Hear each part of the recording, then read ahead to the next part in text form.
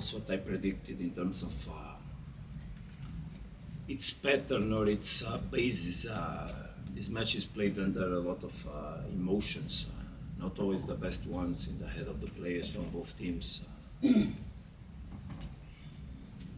It's a derby. Derbies, everybody expect to be the best who well played the matches in the league, but usually they are not exactly that. And that's, I think, what we had. We had not the most, as I see it, not a very beautiful match, where we saw Sundowns with some dominance, but dominance not in the last part of the pitch also, and a team of Orlando Pirates that arrived in a more conservative way of playing, try to manage the game from the beginning in terms of balance, not losing the balance, trying to close the spaces inside, and having numbers then to counterattack, basically waiting for our mistakes. I think we took the game well in the first 20 minutes. Then that fantastic goal that came out of what was supposed to happen by a mistake on positioning, because when we have a two-man corner, we have one player that should be in the penalty spot or in that zone, so that can cover the outside, but it doesn't matter who was, but there was someone that forgot to change his positioning, and we conceded that goal, and that brought some energy on the team of Orlando Pirates. This was clear, brought some disturbance on us. At halftime, I tried to give the boys the belief we need to play a different football than the one that Orlando Pirates plays, because we structure our attacks in time. We need to take the ball and travel together on the pitch to arrive on the last third. Orlando Pirates doesn't need that kind of football. They just find immediately a way to aggress with long ball, so it's a different pattern of game. But we need to impose ourselves by the way we usually train and usually we play. But it's not easy to keep the pattern of a game when you play against a team that starts to stretch and to stretch and to stretch and aggresses with numbers by the outside and by the inside on the spaces on the back of the defense.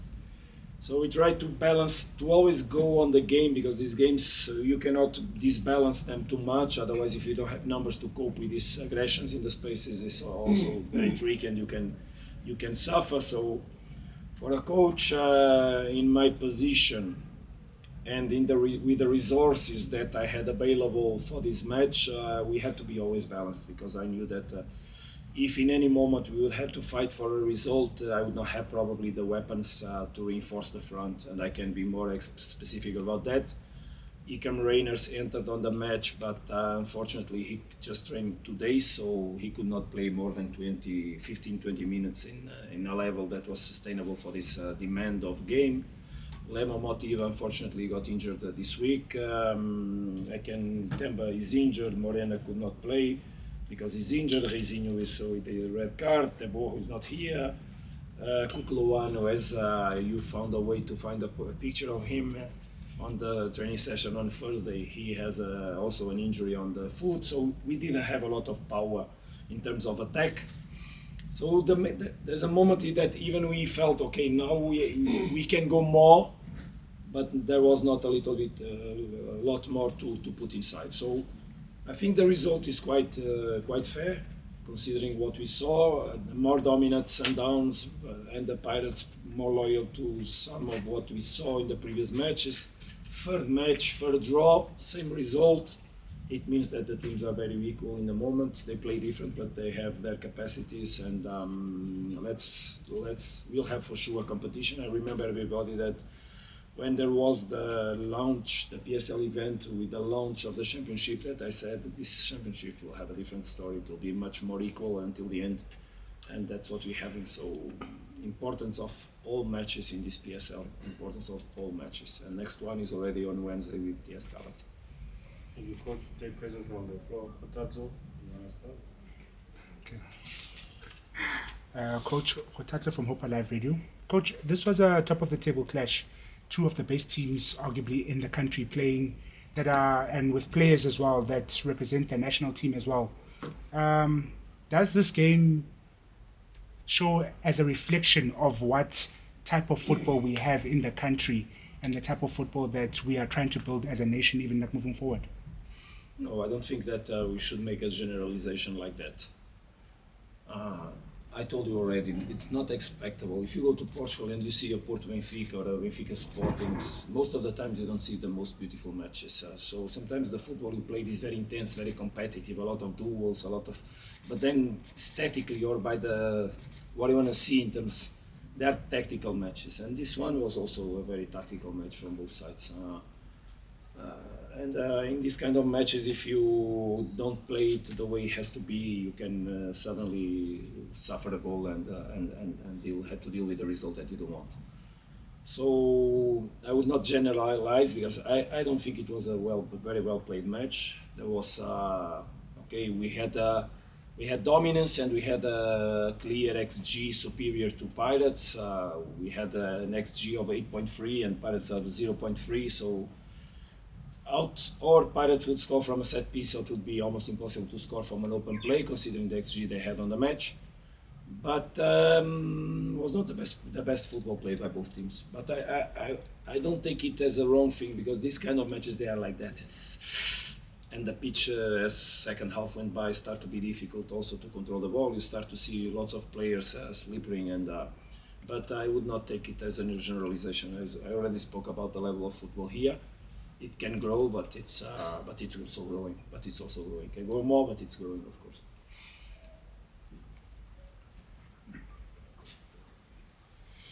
Leonard Solms, ESPN Africa. Coach, a lot of great coaches say that in the difficult matches, you learn the most about your team. The 3 matches against Orlando Pirates this season have come out of the blocks flying, but then struggled more as the game has gone on. Does that point to anything that you maybe adjust to get this team playing better, or is that just a coincidence across each of those games? Yeah, I think that me and the coach from Orlando Pirates must have the same thoughts. I think that maybe he has even need to have deeper thoughts because I think Mamelodi Sundowns played better than Orlando Pirates today.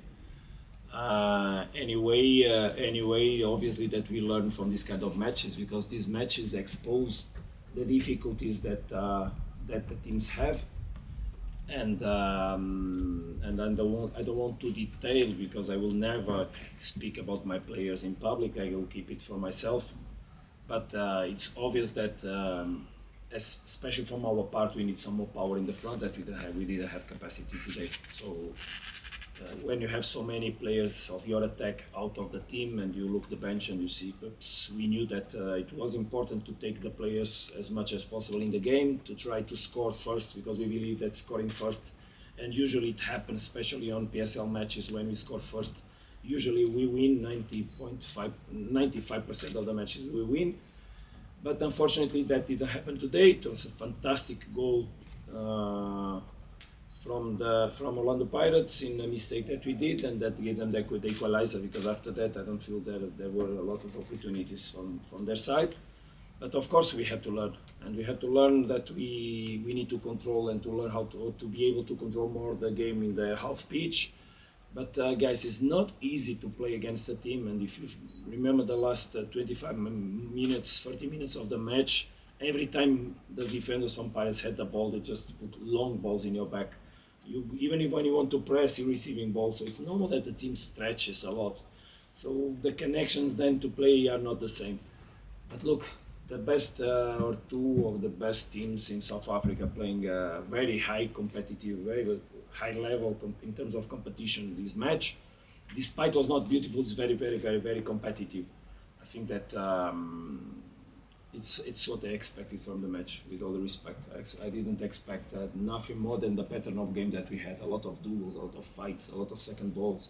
Of course that regarding my team, we have to build this team to have more control on matches as we want to have, and take the ball on the last third and keep it and play on the opponent half pitch.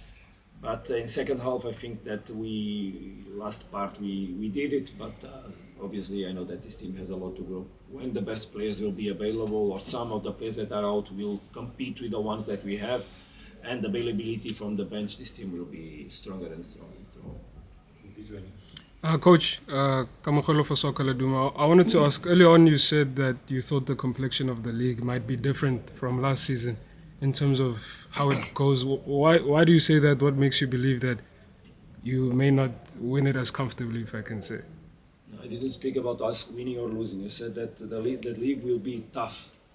What I mean is the competition has raised the level. You saw this team of both Orlando Pirates and Kaizer Chiefs making a very strong preseason, going abroad to find opponents, bringing the players as quick as possible, making a very strong market.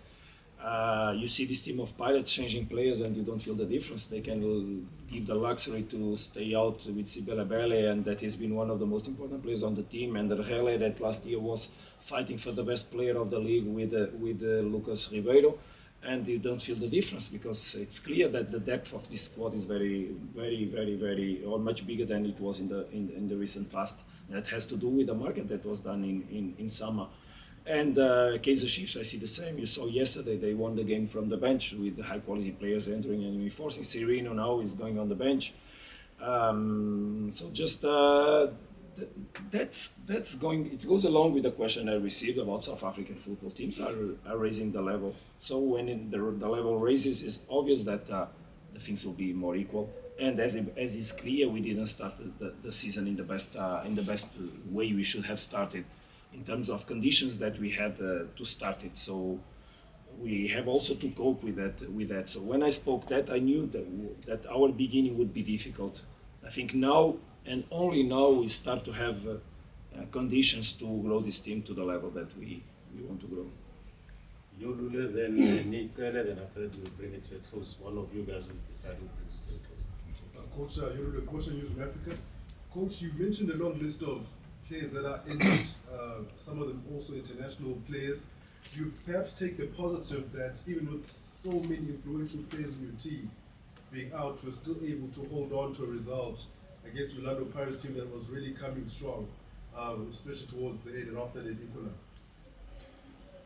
Yeah, it's interesting your question because you are looking also how the other way, not just one side. And I agree with that. Of course, that we wanted to win. If you were on my locker room at halftime, you would understand how much I pushed these guys to win this match. You would understand. Because there's no other mentality in myself. Despite people say, "Hey, you coach, you are defensive," that's bullshit. We are sorry. I didn't know it was an abusive word. I'm sorry. Really, I didn't know. It comes from Portuguese. Really, I didn't. So sorry. No, really, honestly. So what I mean is, it's not true. We today. We wanted to bring that energy to win the match, and at halftime, believe me, I was very, very hard with my players in terms of mindset, in terms of attitude, because for this match we had an expression that we used throughout the week. Nobody kills an attitude. Nobody kills an attitude. And I went on the halftime and I said, is that the attitude that no one is able to kill? The one we had on the first half after we suffered the goal? Because I was a little bit, what is in your mind, guys, after you suffer 1-1? You want to be brave or you want to feel fear? Because if you want to feel fear, you will not play the level you have to play. If you want to be brave, you can go for the match. And I think they were brave. They could not score again, but they were brave. They fought. They were brave. So, as you said, of course, that when you have Tembazuane, Motobi Mabala, Morena, Nuno Reizinho, Teboro, Divine, Motiva, Mali, Kutluano, and you still have the kids studying to make their exams, obviously the team is not on the same level. But I don't complain because what I saw from my players was character. So I go along with what you said. I think that we saw character. We could have seen better, yes. Do you believe we will do better? Yes. But, as you say, that probably 2 of the 3, 4, 5 best teams were today on the pitch. So.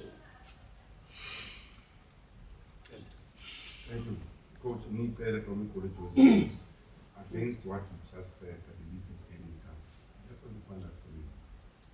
Is the project and the task of winning the league still on track? Still on? On track. So who is in the top of the log in the moment? But who's behind that? How many teams are in the championship? 16. So we have 15 behind us. Thank you. Skepe? No, you're fine. No, don't toss. One question, please, the 3 of you. One question. No, I'm fine. Sure. I'll give it to you. Okay, thank you. One question, please, Captain. Lorenz will close. One question. Coach, it's gonna be difficult. I like difficult things. When They strive me. when Basadin came on, and I mean this is not necessarily on him, but on what you said about wanting to have control and balance and so on. When Basadin came on, he was able to play these balls over the Pirates, defenders, which is most of your teams, or when you play, don't do that. But Basadin was doing that. Is that something that sometimes you feel you have to move away from what you generally No, want it to has. do? I totally understand your question and why you said it. It could be tricky for me, but not at all. When you have a Tapelo Maseko inside the pitch, how you should serve Tapelo Maseko? Is he a player to receive balls in between lines in the feet and then receive pressure and play one against one and go over against the two defenders, central backs that we had in such level today? No, he's a player that we should serve on the spaces. He's a player that needs space to go, and then he can be very strong on that. So we just need to understand which players we have on the pitch and how to play or to get the best out of them. So when that defense went up, we understood that if they are up, go on the spaces. If they are low, play in between lines normally. So we just try to get the best we can. And those center backs were starting to get very tired because we had a lot of aggression on them. They had to run up and down a lot.